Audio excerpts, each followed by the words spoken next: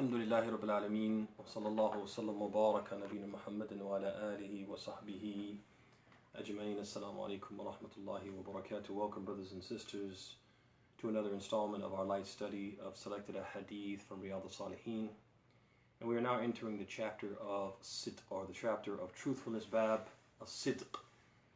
And before we actually start to taking the Ahadeeth, I wanted to give a little introduction and say a few words regarding truthfulness and honesty in Islam. First of all, al-Sidq, truthfulness in Islam, it means mutabaqat al-kalam, mutabaqat al-kalam lil-waqi', means the agreement of one's speech with reality.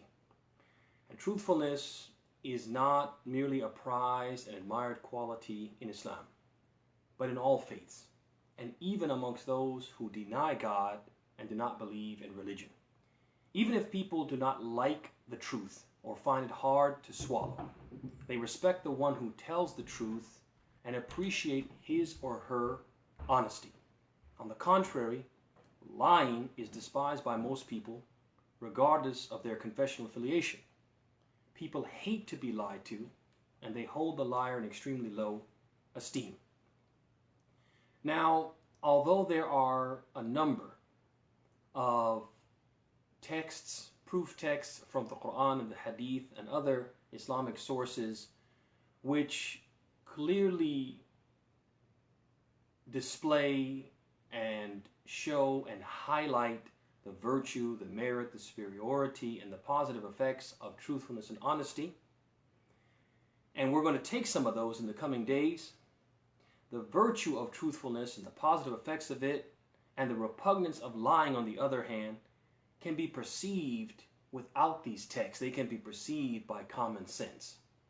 So what are some of the positive effects of truthfulness and honesty, even before we get to the Ahadeeth and the Ayat al-Quraniyah? So first of all, honesty, truthfulness promotes trust. When people are generally honest, when we know them to be truthful, we trust them. And when they say something, we believe them. Number two, it fosters peace of mind. When a person is honest and we take them at their word, they tell us something and we take them at their word because we trust them because of their honesty. We don't second guess our decision, whatever it is that was based upon their word, because they're honest. So we don't walk away from agreeing or accepting or making a decision based upon something that was said by an honest person. We don't leave that interaction and then start to think, I don't know, did I do the right thing? We have peace of mind. Number three, it allows for the giving of the benefit of the doubt. Sometimes a person is generally honest and they tell us something, and because of external factors, because of, circumstances surrounding the issue, there is reason to doubt. But because of their honesty, we assume their innocence. We assume that that person is free of guilt. So let's say, for example, an honest person tells us that I've been accused of a crime, but I didn't do it. Then we do what? We assume their innocence because they're honest. Number four, it removes negative feelings. When a person is honest, that honesty removes negative feelings from the heart, including apprehension, unease, and disquiet. You feel safe and that you can lower your guard when you're dealing with an honest person. We're not hesitant to interact with that person. We're not hesitant to enter into business or make a transaction with that person, buy a car from that person, buy a home from that person, buy something expensive from that person that could potentially be broken or damaged. They may have withheld some information and now we've purchased it and we have no recourse, no way to reclaim the money that we paid. We don't feel that way when the person is generally honest. We don't have any anxiety, any disquiet, etc. Also, when a person is honest, it garners a good reputation for them. People think and speak highly of honest people. What about the other side of the coin? The negative effects of lying. Well, when people are lying, when people have a habit or in the custom of lying, that promotes distrust. We don't believe them even if they say something which turns out to be true. Person who typically lies says, hey, it looks like it's going to rain outside. We go to the window and we look outside to see if it's going to rain. Even though this is something trivial, whether they're telling the truth or lying is really inconsequential, because they don't generally tell the truth, we distrust them. By extension, that leads us or results in us assuming the worst. So let's say a person who typically lies is accused of a crime, or there's some type of reason for suspicion or doubt surrounding that particular person. We assume the worst. We assume them guilty. We assume guilt. Why? Because they're not truthful. Even if they tell us, they swear to us, I didn't do it. It wasn't me. We don't believe them. Why? Because they are in the habit of lying. Also, lying sows negative feelings in the heart. Anxiety, concern, and skepticism. And so when we interact with a person who typically lies or do business with them, then what? We're not fully trusting, and we want some type of protection or guarantee or insurance that things are as they say. Also, number 4, lying leads to a bad reputation, so people generally think and speak poorly of a person who lies. And last but not least, from the negative effects that we realize and perceive from common sense without even consulting the Quran and Hadith, is that one lie invariably leads to another. And to conceal the falsity of the first lie, we feel forced to what? To lie a second time. The second lie leads to another and another and another until the liar is caught in a web of deceit or buried by his lies in a deep pit and therefore unable to escape.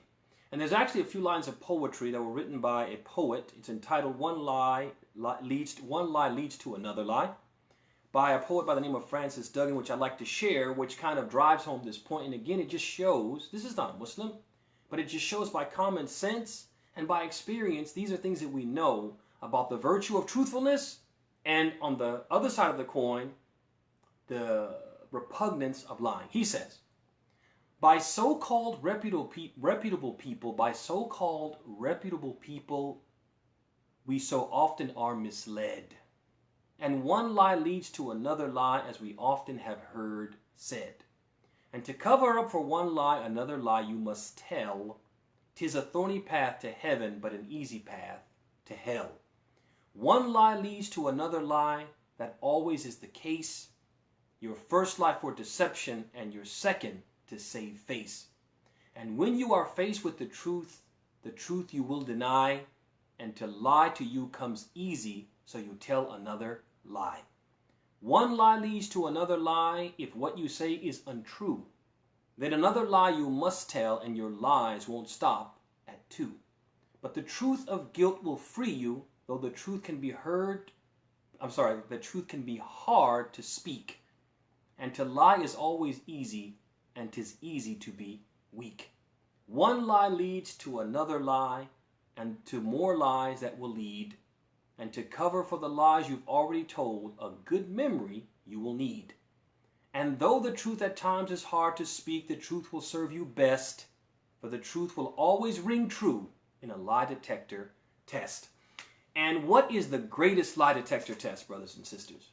The greatest lie detector test is what Allah subhanahu wa ta'ala describes in Surah Al-Fussilat, that will occur on the Day of Judgment, on the Day of Reckoning, the day that we meet Allah subhanahu wa ta'ala. Allah subhanahu wa ta'ala says, وَيَوْمَ يُحْشَرُ أَعْدَاءُ اللَّهِ إِلَى النَّارِ فَهُمْ يُوزَعُونَ. The day when God's enemies are herded into the fire forcibly. حَتَّى إِذَا مَا جَاءُوهَا شَهِدَ عَلَيْهِمْ سَمْعُهُمْ وَأَبْصَارُهُمْ وَجُلُودُهُمْ بِمَا كَانُوا يَعْمَلُونَ. Until when they have reached it, their hearing and their sight and their skins will testify against them regarding what they used to do. The greatest lie detector test on the Day of Judgment, these eyes and ears and our skin will testify against us. If we lie or are thinking about lying, our eyes will speak about the things that we looked at that we shouldn't have looked at. Our ears will speak about the things that we listened to that we shouldn't have listened to. And our hands and limbs and skins will speak about the things that we did with them that we shouldn't have done. Allah goes on and He says, وَقَالُوا لِجُلُودِهِمْ لِمَا شَهِدْتُمْ عَلَيْنَا قَالُوا أَنْطَقَنَا اللَّهُ الَّذِي أَنْطَقَ كُلَّ شَيْءٍ وَهُوَ خَلَقَكُمْ أَوَّلَ مَرَّةٍ وَإِلَيْهِ تُرْجَعُونَ. And they will say to their skins, Why did you testify against us? They will say, God, who made all things speak, made us speak. It is he who created you the first time, and to him you are returned. وَمَا كُنْتُمْ تَسْتَتِرُونَ أَنْ يَشْهَدَ عَلَيْكُمْ سَمْعُكُمْ وَلَا أَبْصَارُكُمْ وَلَا جُلُودُكُمْ وَلَكِنْ ظَنَنْتُمْ أَنَّ اللَّهَ لَا يَعْلَمُ كَثِيرًا مِمَّا تَعْمَلُونَ. You were unable to hide yourselves from your hearing and your sight and your skins. No way you can sin and your eyes don't see it, your ears don't hear it, and your skins don't, play a part in it. To prevent them from testifying against you, and you imagine that God was unaware of much of what you do. And before closing, I wanted to mention the categories of truthfulness and honesty. The things that, when we talk about a sidq being a virtue in Islam, an important moral character, what do we mean by that? Is it just being truthful when we talk to other people?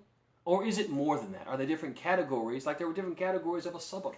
And yes, there are different categories of sidq. The first category is a sidqu ma'allah, being honest with Allah. Means being truly faithful and not trying to trick Allah by displaying faith outwardly while harboring disbelief inwardly. It means not being a hypocrite, being honest with Allah, because we can't fool Allah. يُخَادِعُونَ اللَّهَ وَالَّذِينَ آمَنُوا وَمَا يَخْدَعُونَ إِلَّا أَنفُسَهُمْ وَمَا يَشْعُرُونَ. Right? They try to trick Allah. They seek to beguile Allah and those who believe, but they only beguile themselves. You're not fooling Allah. You can show Iman on the outside all day long and harbor disbelief on the inside. You're not fooling anyone but yourself. Number two, as-sidqu ma'a nafsik. As-sidqu ma'a nafsik. Being honest with yourself.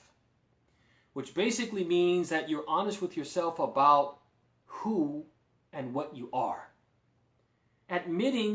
We have to admit, brothers and sisters, our faults and shortcomings. Admit to ourselves, I'm not the most faithful person. I'm not the most committed person when it comes to prayer. I'm not the most honest person. I'm not the most trustworthy person. I'm not the most dependable person. We admit those faults. If we have those faults, we admit them. That's a sidqu ma'a nafsik. Because if we don't acknowledge our faults, we can't fix the ugliness in ourselves, and we can't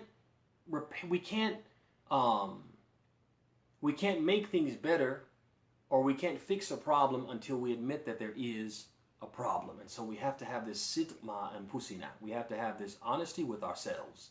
We have to be honest with ourselves, and that's not an easy thing to do, but it's very, very important. It's a part of the sidq, the truthfulness that's required. And last but not least, number three, as-sidqu ma'a nas. Being honest with others, and we talked about that in the opening. What does that mean? Mutabaqatul kalam lil waqi'. It means that the things that we say should be consistent with reality. That we shouldn't say that it's up when it's down. We shouldn't say it's left when it's right. We shouldn't say that the sky is gray when it's blue, etc. We have to make sure that things that come out of our mouth are consistent with the truth. And that means that we don't exaggerate, because exaggeration sometimes is a type of lying. We don't omit, right? Because sometimes omission is a type of lying. And so on and so forth. We have to understand too that as-sidqu ma'a nas, being truthful when it comes to other people, it means that we don't tell white lies, or what we call white lies. We make sure that the things that come out of our mouth are consistent with the truth, consistent with reality. And with that, inshallah ta'ala, we come to close with this introduction, or we close this introduction regarding truthfulness. And inshallah ta'ala, tomorrow we will look at the first hadith from Bab as-Sidq, the chapter of truthfulness. Hada wa sallallahu wa sallam wa barak ala nabi Muhammad wa ala alihi wa sahbihi ajma'in. Assalamu alaikum wa rahmatullahi wa barakatuh.